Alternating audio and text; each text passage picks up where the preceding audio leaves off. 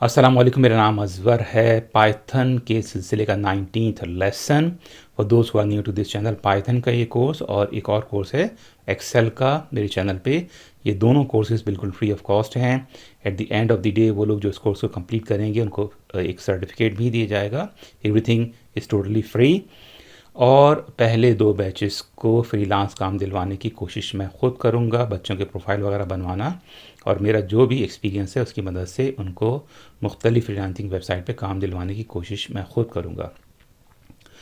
2024 के पहले बैच की रजिस्ट्रेशन कंप्लीट हो चुकी हैं, क्लासेस शुरू हो चुकी हैं। ये कोर्स कंडक्ट हो रहा है गूगल क्लासरूम के प्लेटफॉर्म के ज़रिए। असाइनमेंट्स वगैरह डिस्ट्रीब्यूट होते हैं गूगल क्लासरूम के थ्रू और मार्क होते हैं गूगल क्लासरूम के थ्रू। गूगल क्लासरूम एक वक्त में 250 से ज़्यादा स्टूडेंट्स अलाउ नहीं करता। बहुत सारे लोग मिस आउट कर चुके हैं। वो लोग जो इंटरेस्टेड हैं और मिस आउट कर चुके हैं तो उनके लिए मैंने ये कोर्स स्ट्रक्चर का पेज, ये लिंक मैं प्रोवाइड कर दूंगा इस वीडियो के डिस्क्रिप्शन में। ये कोर्स स्ट्रक्चर है जो मैं पढ़ा रहा हूँ, वीडियोस के लिंक्स हैं, इसमें असाइनमेंट्स वगैरह हर चीज़ मौजूद है। तो वो लोग जो मिस आउट कर चुके हैं और इस कोर्स में इंटरेस्टेड हैं, इस पेज को यूज़ करते हुए अपने असाइनमेंट्स वगैरह कंप्लीट करके अपने पास रख सकते हैं। और जब दूसरा बैच शुरू होगा तो मुझे डायरेक्टली सबमिट करा दें, मुझे कांटेक्ट कर लें और मैं उनका टाइम वेस्ट किए बगैर उनसे एग्ज़ाम लेके उनके असाइनमेंट्स वगैरह चेक करके उनको सर्टिफिकेट दे दूंगा बगैर टाइम वेस्ट किए। ठीक है, तो एक open sort of source course है। Do it in your own time, be ready. Assignments तैयार करके अपने पास रखें। जब वक्त आएगा तो मैं आपसे कहूँगा असाइनमेंट सबमिट करा दें मुझे, और मैं आपसे टेस्ट लेके आपको सर्टिफिकेट दे दूँगा। मिनिमाइज़ कर लेते हैं।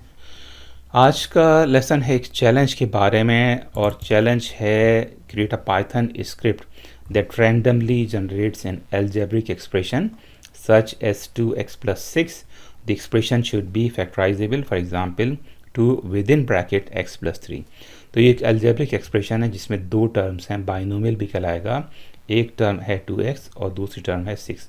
तो 2 इसमें कोएफिशिएंट है x का, x वेरिएबल है, x इज़ अ वेरिएबल, और 6 इज़ ऑल्सो अ कांस्टेंट। ठीक है, तो ये फैक्टराइजेबल है, यानी कि 2 इसमें कॉमन फैक्टर है दोनों टर्म्स का। ठीक है, तो 2 का आप बाहर लिख सकते हैं और विद इन ब्रैकेट में आप इसको फैक्टराइज कर सकते हैं x प्लस 3। जब आप इस ब्रैकेट को ओपन करेंगे तो दोबारा से इस फॉर्म में आ जाएगा। ठीक है, तो देखते हैं कि ये काम कैसे हो सकता है, पाइथन में ये स्क्रिप्ट कैसे जनरेट हो सकता है। डबल क्लिक कर लेते हैं पाइशाम के आइकन पर, जो कि आईडी है जिसको यूज़ करते हुए हम पाइथन सीख रहे हैं। तो मैं राइट माउस क्लिक करूंगा अपने प्रोजेक्ट फोल्डर पे और न्यू पाइथन फाइल बना लेते हैं, और इसको मैं नाम देता हूँ 19 का। 19th.py के नाम से एक फ़ाइल क्रिएट हो गई है। और सबसे पहले मैं करूँगा इंपोर्ट एक मॉड्यूल, और इंपोर्ट इस तरह से करते हैं, इंपोर्ट मॉड्यूल कर देंगे। इस मॉड्यूल का नाम है रैंडम।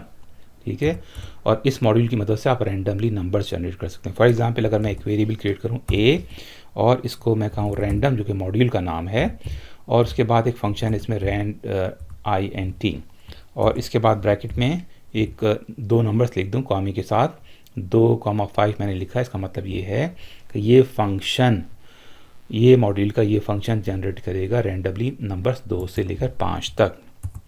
इसको अगर मैं प्रिंट करवा लूँ इस वेरिएबल को, और प्रिंट करते हैं अपने करंट फाइल को, रन करते हैं, तो आप देखें कि 3 जनरेट हुआ है जो कि इस वेरिएबल में सेव है। दोबारा से रन करते हैं और इसमें इस दफ़ा 2 इसमें जनरेट किया है इसने, 3, 3, 4 और 2 से लेकर 5 तक के नंबर्स इसमें जनरेट हो रहे हैं। This is unlike a list that we created in previous videos. Previous lesson में हमने एक लिस्ट जनरेट की थी, सिमिलर सा था, तो मैंने सोचा क्लियर कर दूँ। तो हमने इसमें एक रैंडम मॉड्यूल इंपोर्ट किया है, and with the help of rand integer इसमें हमने कुछ नंबर्स जनरेट किए हैं। एक नंबर जनरेट होगा एक वक्त में, और वो नंबर सेव होगा इस वेरिएबल में, और ये नंबर जनरेट होंगे 2 से लेकर 5 तक, दोनों इसमें इंक्लूसिव्स हैं। ठीक है, तो मैं इसमें एक और भी वेरिएबल क्रिएट कर सकता हूँ। फॉर एग्जांपल b के नाम से एक वेरिएबल मैं क्रिएट कर लेता हूँ। मैं कहता हूँ रैंडम और रैंड इंटीजर, और इसमें 2 से लेकर 7 तक के नंबर जनरेट कर लेते हैं, और मैं इसको b को भी प्रिंट करवा लेता हूँ, प्रिंट b। और आप चाहें तो 2 दफ़ा आपको प्रिंट लिखने की ज़रूरत नहीं, आप यहाँ पे b यहाँ पे भी लिख सकते हैं। ठीक है, میں اس کو ریموو کر دیتا ہوں، سمجھانے کے لیے تھا یہ. رن کر دیتے ہیں اور پہلے ویریبل میں 2 سیو ہے اس وقت، دوسرے میں 5 ہے. دوبارہ سے رن کرتے ہیں 3 اور 5، تیسری دفعہ رن کرتے ہیں 2 اور 7. اس طرح سے یہ نمبرز اس میں جنریٹ ہوتے رہیں گے رینڈملی. تو یہ تھا رینڈم کا ماڈیول اور رینڈم ان کا فنکشن. کنٹرول فارورڈ سلیش دبا کے ان لائنس آف کوڈ کو کمنٹ آؤٹ کر دیتے ہیں. اور یہ میں نے اس وجہ سے کیا ہے کہ جب میں آپ کو یہ فائل پرووائڈ کروں تو آپ کو پتا ہو کہ ہم نے اسٹیپ بائی اسٹیپ کیا کیا تھا. ٹھیک ہے، اس کے بعد میں دوبارہ سے کر لیتا ہوں امپورٹ رینڈم کے ماڈیول کو. اور اس دفعہ میں ایک فنکشن کریٹ کروں گا، ڈیف کی ورڈ ہے، اور اس فنکشن کو کچھ بھی نام دے سکتے ہیں آپ. میں نام دوں گا ایکسپریشن کا. ٹھیک ہے، کیونکہ ہم ایک ایکسپریشن کریٹ کر رہے ہیں randomly, algebraic expression. Function define کرنے کے بعد اور نام دینے کے بعد آپ نے کولن لگانا ہوتا ہے، اور کولن کے بعد آپ نے نیکسٹ لائن میں انڈینٹیشن دینی ہوتی ہے. ٹھیک ہے، تو سملرلی میں ایک ویریبل کریٹ کرتا ہوں اور رینڈم جس طرح سے ہم نے اوپر کیا تھا، اور ان کا فنکشن یوز کر لیتے ہیں. 2 سے لے کر 5 تک کے نمبرز اس میں جنریٹ کر لیتے ہیں.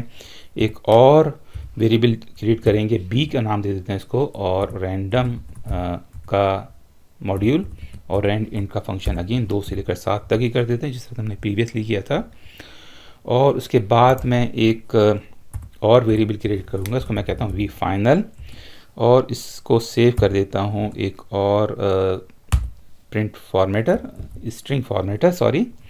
اور اس میں ایک کرلی بریسز میں ویریبل یوز کریں گے، اور اس کے بعد میں ایکس لگا دیتا ہوں جس طرح سے ایکسپریشن میں ایکس ہوتا ہے. اور اس کے بعد پلس کا سائن یوز کرتے ہوئے ود ان کرلی بریسز دوسرا ویریبل.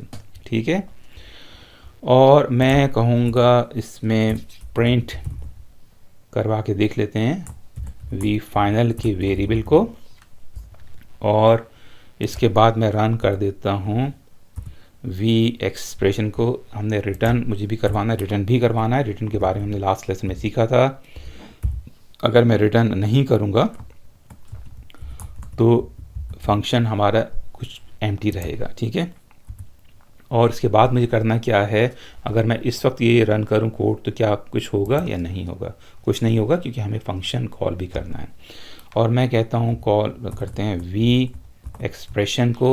آپ دیکھیں کہ یہ میں نے انڈینٹیشن ختم کر دی ہے اور میں یہ فنکشن سے باہر آ گیا ہوں. رن کرتے ہیں تو آپ دیکھیں کہ ایک الجبرک ایکسپریشن لکھی ہوئی آ گئی ہے 3x+2.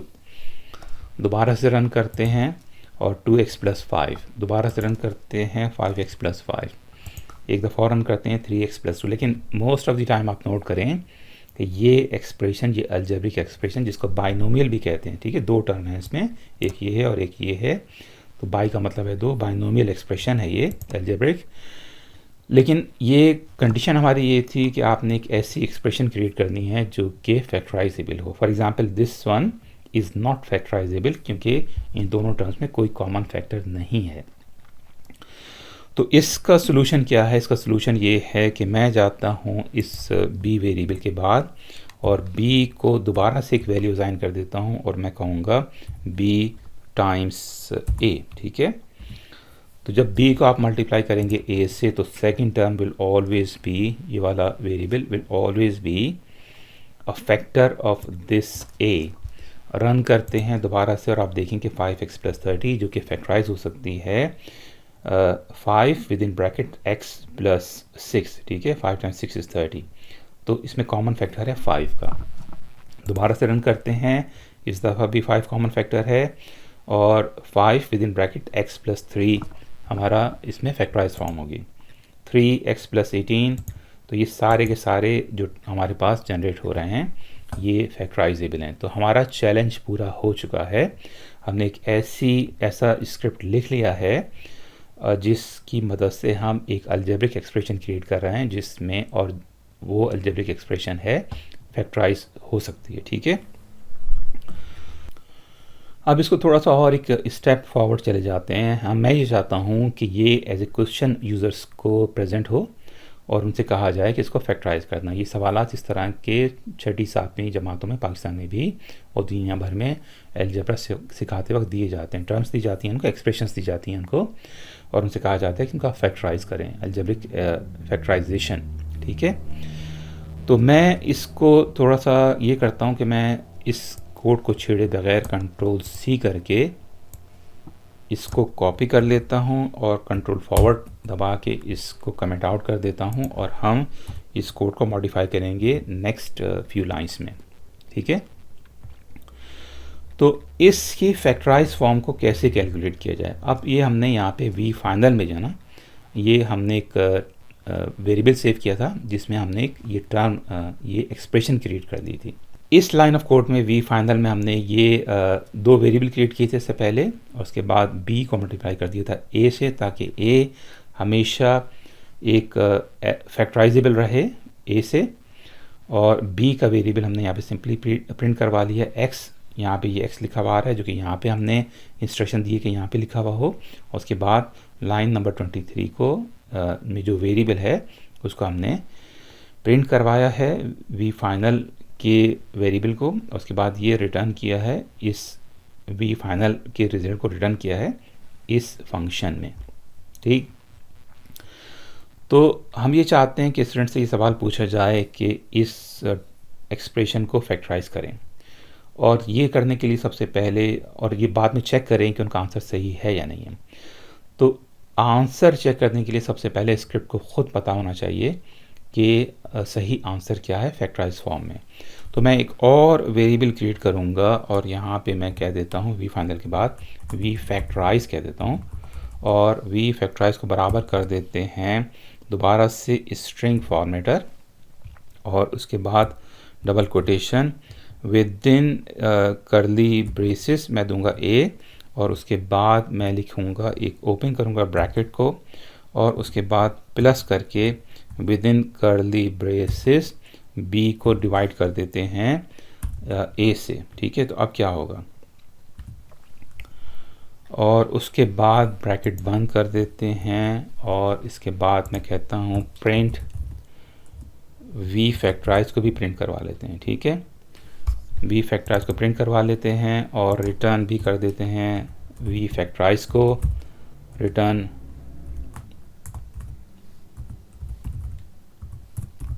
وی فیکٹرائز. ٹھیک ہے, تو رن کر لیتے ہیں, دیکھتے ہیں کوئی غلطی تو نہیں ہے اس میں, اور یہ آپ دیکھیں کہ تھوڑی سی غلطی میں نے کر دی ہے اس میں, اور یہاں پہ ہمارے پاس ہونا چاہیے ایکس. دوبارہ سے رن کرتے ہیں, اور یہ آپ دیکھیں کہ یہ ایک الجبرک ایکسپریشن کریٹ ہوئی ہے, اس کے بعد یہ فیکٹرائز فارم ہے. تو یہ اس میں آپ دیکھیں کہ تھوڑی سی مسٹیک یہ آ رہی ہے کہ اس میں ڈیسیمل پوائنٹ آ رہا ہے. ٹھیک ہے, اب ایک طریقہ یہ ہے کہ اس کو میں سیپریٹلی اس کو فلوٹ سے انٹیجر میں کنورٹ کر دوں, لیکن میں یوز کروں گا اس میں ایک اور چیز جو کہ فلور آپریشن ہے. ٹھیک ہے, یہ فلور آپریشن کا میں نے کچھ ویڈیوز میں میرے خیال ہے 3-4 ویڈیو میں بتایا تھا کہ فلور ڈویژن کیا ہوتا ہے. ٹھیک ہے, تو یہ بی فلور ڈیوائڈ ہو رہا ہے اے سے, یعنی کہ ڈیسیمل ویلیوز ریموو ہو جائیں گی اور صرف 4 ڈسپلے ہوگا. رن کرتے ہیں دوبارہ سے پروجیکٹ کو اپنے, اور 4x+12 اس وقت جنریٹ ہوئی ہے الجبرک ایکسپریشن, اور اس کے بعد ہے فیکٹرائز فارم میں ہے 4 ود ان بریکٹ x+3. تو یہ ہمیں پتہ چل گیا ہے کہ اس جو بھی ایکسپریشن جنریٹ ہوئی ہے اس کی فیکٹرائز فارم کیا ہے. ٹھیک ہے, اب اس تمام کوڈ کو کاپی کر لیتے ہیں امپورٹ رینڈم سے لے کر اور یہاں تک کے کوڈ کو اس کو کاپی کر لیتے ہیں, کمنٹ آؤٹ کر دیتے ہیں, اور اس کے بعد میں دوبارہ سے یہاں پہ اس کو پیسٹ کر دوں گا, اور جو بھی چینجز ہمیں کرنی ہے وہ یہاں پہ کریں گے. ٹھیک ہے, اچھا اب ہمیں کرنا یہ ہے کہ میں دوبارہ سے رن کرتا ہوں اس کو, اور ہمیں کرنا یہ ہے, ہمارے پاس آلریڈی موجود ہے ایک الجبرک ایکسپریشن جو کہ فیکٹرائزیبل ہے, اور ہمارے پاس یہ فیکٹرائز فارم میں اس کا رزلٹ بھی موجود ہے. تو اب ہم ایک یوزر سے انپٹ لے سکتے ہیں اور دے سکتے ہیں کہ کیا ہے. اچھا, پہلا کام میں یہ کروں گا کہ ایک ساتھ ریٹرن کرواؤں گا ان دونوں ویلیوز کو, ان دونوں ویریبلس کو, وی فائنل اور وی فیکٹرائز, اور یہ ضروری ہے. ٹھیک ہے, ایک ساتھ ریٹرن کروانا بجائے سیپریٹلی, اور اس کے بعد میں یہاں سے فنکشن کو کال ہٹا دوں گا اور اس کے بعد میں فنکشن سے باہر آ جاؤں گا. اس کے بعد میں کہوں گا وی فائنل اور کاما وی فیکٹرائزڈ اور اس کو برابر کر دوں گا اپنے وی ایکسپریشن کے فنکشن کے. ٹھیک ہے, تو ہم یہ دونوں ویریبلس کو ان پیک کر رہے ہیں. یہ کانسیپٹ کہلاتا ہے ان packing of a tuple. Tuple کے بارے میں ہم پہلے ڈسکس کر چکے ہیں.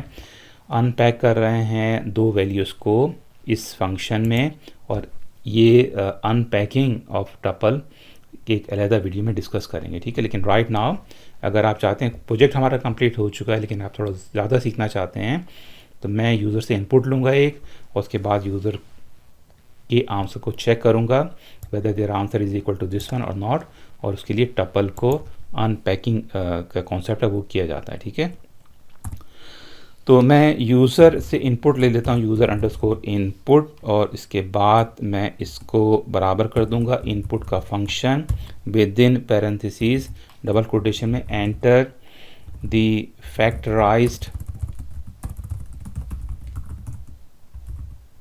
ایکسپریشن, اور اس کے بعد میں کولون دے دیتا ہوں تاکہ ریڈ کرنے میں آسانی رہے, اور اس کے بعد میں ایف کنڈیشن لگا دوں گا if user underscore input is equal to we factorise. ٹھیک ہے, کہ ویریبل کے برابر ہے, اور اف کنڈیشن کے بعد کولون لگانا پڑتا ہے. ہم نے کمپیئر کیا یہاں پہ سمپلی یوزر نے جو انپٹ دیا اس کو ڈبل ایکول ٹو سائن کا مطلب ہے ہم کمپیئر کر رہے ہیں. اگر سنگل ایکول ٹو کا سائن ہے تو ہم اسائن کر رہے ہیں ویلیو. ٹھیک ہے, جو بھی یوزر نے انپٹ یہاں پہ کیا وہ اس ویریبل میں اسائن ہو جائے گی, لیکن یہاں پہ ہم کر رہے ہیں اس ویریبل کی ویلیو کو کمپیئر وی فیکٹرائز کے ویریبل سے. اور اس کے بعد اف کنڈیشن کے بعد میں نیکسٹ لائن پر آ جاؤں گا اور میں سمپلی پرنٹ کروا لیتا ہوں ود ان بریکٹ کریکٹ, اور اگر کریکٹ نہ ہو تو ایلس, اور ایلس کے بعد بھی کولن لگتا ہے اور سمپلی پرنٹ کروا دیتے ہیں اس کو ان کریکٹ. ٹھیک ہے, رن کر لیتے ہیں اپنے کوڈ کو. ہمارے پاس ایکسپریشن آ گئی ہے جو رینڈملی جنریٹ ہوئی ہے, اور یہ فیکٹرائزیبل ہے, یہ فیکٹرائز فارم میں ہے, اور میں یہاں پہ اس کو دوبارہ سے لکھ دیتا ہوں 2 اور x+7, اور میں انٹر کرتا ہوں تو یہ ہمارے پاس آنسر کریکٹ لکھا ہوا گیا. اچھا, اب یہ آنسر یہاں پہ یوزر کو نظر نہیں آنا چاہیے, تو میں سمپلی یہاں پہ جا کے اس کو وی فیکٹرائز کو پرنٹ کمنٹ آؤٹ کر دیتا ہوں. رن کرتے ہیں دوبارہ سے. اس دفعہ ایک ایکسپریشن جنریٹ ہوئی ہے لیکن فیکٹرائز فارم میں نظر نہیں آ رہی, تو اس کو فیکٹرائز کیسے کریں گے. 4 کامن فیکٹر ہے اس کا, ود ان بریکٹ میں x+4 اور بریکٹ بند کر دیتے ہیں. رن کرتے ہیں, کریکٹ لکھا ہوا آ گیا. ایک دفعہ انکریکٹ آنسر ڈالیں گے اس میں, اور انکریکٹ آنسر کیسے ڈالیں گے کہ اس میں آپ نوٹ کریں جو کہ آپ نے فکس کرنا, یہ اپنی چیلنج ہے, وہ یہ ہے کہ جب میں نے کریکٹ فارم میں اس کو جنریٹ کیا ہے تو میں نے یہاں پہ ایک گیپ دیا ہے. اگر میں اس میں گیپ نہ دوں اور آنسر صحیح بھی لکھوں, فار ایگزامپل یہ اس طرح سے لکھوں, تو یہ آنسر غلط آ جائے گی کیونکہ فیکٹرائز فارم میں میں نے یہاں پہ بھی گیپ دیا ہوا ہے, یہاں پہ بھی گیپ دیا ہوا ہے. کریکٹ فارمیٹ کے لیے آپ کو اس میں آپ کو گیپ دینا ضروری ہے کریکٹ آنسر کے لیے. دوبارہ سے میں رن کرتا ہوں اور میں 3 از a common factor this time with in bracket x لکھتا ہوں, اس کے بعد اسپیس دے کے پلس کا سائن, اور اس کے بعد 4 صحیح آنسر ہوگا. انٹر کرتے ہیں, یہ کریکٹ آ گیا. ٹھیک ہے, تو آپ نے تھوڑا سا فوڈ فار دی تھاٹ یہ ہے کہ آپ نے کس طرح سے میک شور کرنا ہے کہ یوزر اسپیس دے یا نہ دے, آنسر اس کا صحیح آنا چاہیے. ٹھیک ہے, لیکن یہاں پہ میں اس ویڈیو کو ختم کروں گا. امید ہے کہ آج کا لیسن کچھ لوگوں کے لیے سود مند ثابت ہوگا. اپنا خیال رکھیں, خواتین کی ریسپیکٹ کرنا سیکھیں, اور اپنے کاموں کو دیانتداری سے کرنے کی کوشش کریں. جن کاموں کو دیانتداری سے کیا جاتا ہے ان میں اللہ کی مدد شامل ہوتی ہے. کسی بھی علم کو سیکھنا ایک عبادت ہے, اور عبادت کی جزا اللہ کی طرف سے ہوتی ہے, اور جب جزا اللہ کی طرف سے ہو تو اس کی کوئی لمٹ نہیں ہوتی, کوئی حد نہیں ہوتی. ملتے ہیں اگلے ویڈیو میں. اللہ حافظ.